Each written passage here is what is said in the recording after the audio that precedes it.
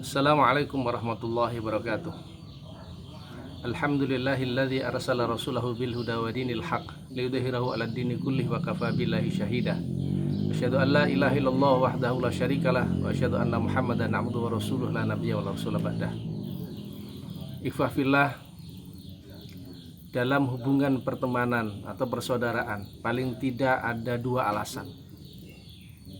Yang pertama, keinginan untuk meningkatkan status sosial, namanya social climber atau panjat sosial, disingkat dengan pansos. Social climber atau pansos ini adalah sebuah istilah untuk merujuk pada orang yang menggunakan pertemanan hanya untuk tujuan meningkatkan sosial dia. Dan ini tidak akan pernah abadi, tergantung kepada yang dipanjati itu siapa dan apa yang dipanjati. Ketika yang dipanjati sudah jatuh, maka dia juga tidak akan mendekat kepadanya.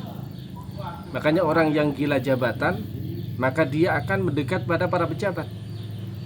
Kalau dia gila dengan harta, maka yang didekati adalah orang-orang kaya. Orang miskin dia nggak mau dekati dia. Kalau orang gila dengan sebuah ketenaran, maka dia akan dekati jika orang-orang yang terkenal. Ini karena kepentingan, gitu ya. Makanya yang dekati mereka-mereka yang sesuai dengan kepentingannya. Nah, paling tidak gitu ya, biasanya adalah mereka mungkin juga dengan hanya selfie misalnya, status sosial gitu ya. Buat status bahwa dia sudah berteman dengan dia. Nah, ini tujuannya untuk meningkatkan status sosial. Oleh karena itu ketika mereka yang didekati pejabat sudah tidak ada pejabat lagi, maka dia mungkin sudah tidak dekati dia. Ketika yang didekati tadi sudah tidak kaya lagi, dia juga nggak akan mendekati dia. Yang biasa didekati itu sudah nggak tenar, dia mungkin sudah akan menjauh darinya. Makanya yang tipe yang pertama ini tidak akan pernah abadi. Dan Islam tidak suka dengan itu.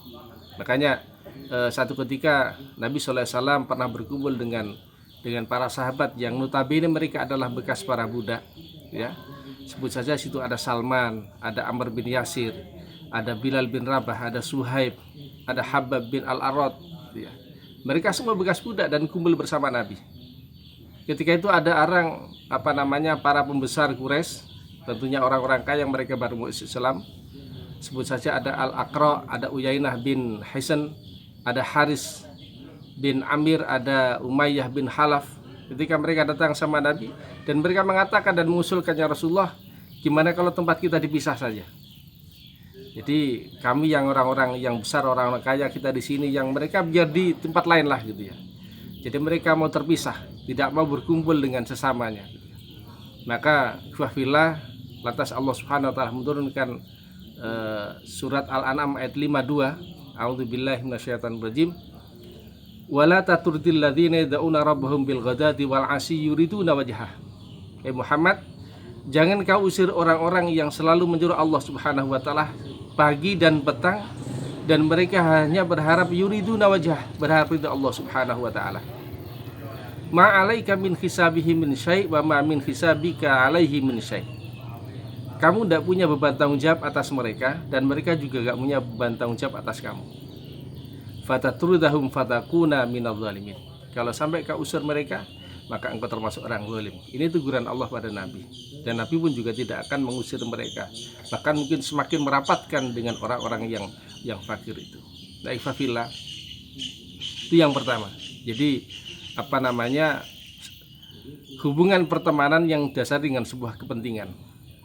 Nah, yang kedua adalah ada hubungan pertemanan yang didasari dengan sebuah ketulusan. Kalau dalam Islam disebut dengan al-ukhuwah lillah, persaudaraan karena Allah Subhanahu wa taala. Artinya persenyawaan ruh dengan ruh, hati dengan hati. Dan ini diikat dengan iman, dilandasi dengan ketakwaan pada Allah Subhanahu wa taala. Mereka bersama-sama menapaki jalan Allah Subhanahu wa taala. Inilah persaudaraan yang abadi. Persaudaraan yang tanpa kepentingan. Persaudaraan yang bukan dilandasi dengan kepentingan duniawi. Dan ini yang membuat Allah Subhanahu wa taala cinta kepada mereka. Abu Hurairah menceritakan bahwa Nabi Muhammad SAW pernah bercerita, ada seorang laki-laki yang hendak menemui temannya di sebuah kampung.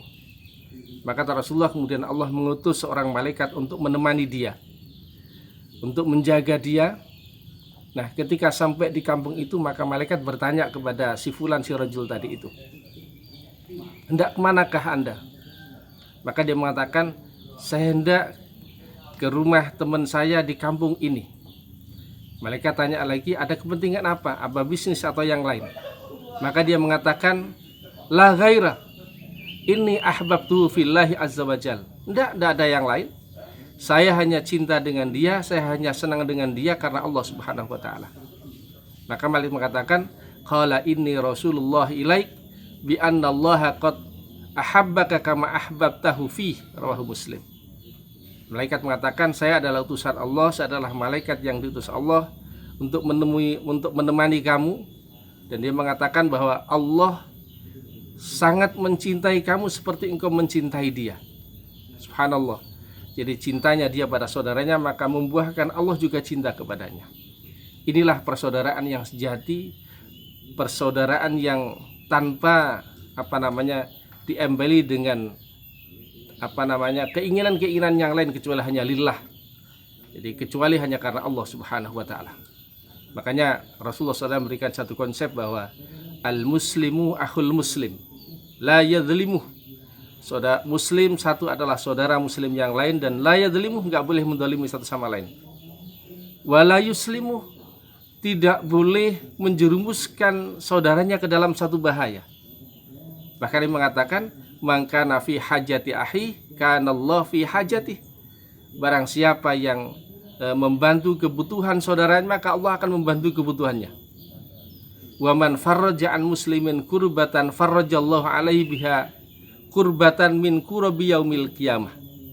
Barang siapa yang meringankan beban saudaranya, derita saudaranya, maka Allah juga akan meringankan deritanya nanti dengan berbagai macam derita di hari kiamat kelak. Wa man satara musliman satarahullahu yaumil qiyamah.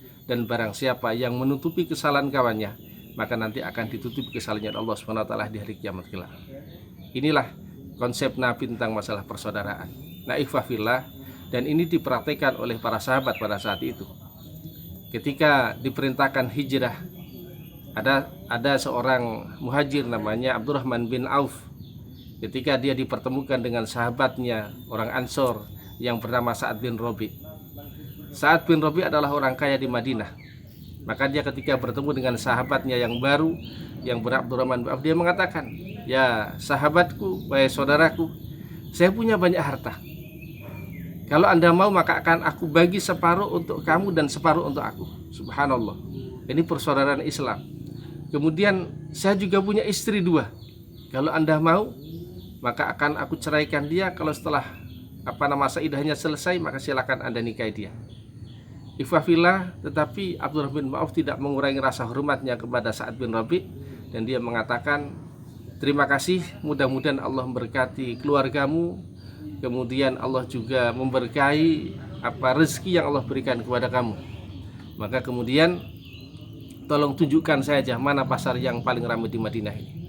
Maka kemudian Sa'ad bin Rabi' menunjukkan pasar yang paling ramai di Madinah, dan Abdurrahman bin Auf ini kemudian dia berniaga, dia berusaha menjadi seorang pedagang di situ, dan akhirnya pada zaman Nabi dia termasuk Abdurrahman bin Auf menjadi orang yang terkaya konglomerat pada saat itu. Nah, ikhwah fillah, inilah jadi di dalam Islam diatur dengan ketulusan di dalam persaudaraan, namanya al-ukhuwah lillah. Oleh karena itu mudah-mudahan kita semua bisa ambil hikmah dari dua hal ini, mana sebenarnya yang persaudaraan yang abadi dan mana persaudaraan yang sifatnya tidak abadi. Billahi taufiq wal hidayah. Assalamualaikum warahmatullahi wabarakatuh.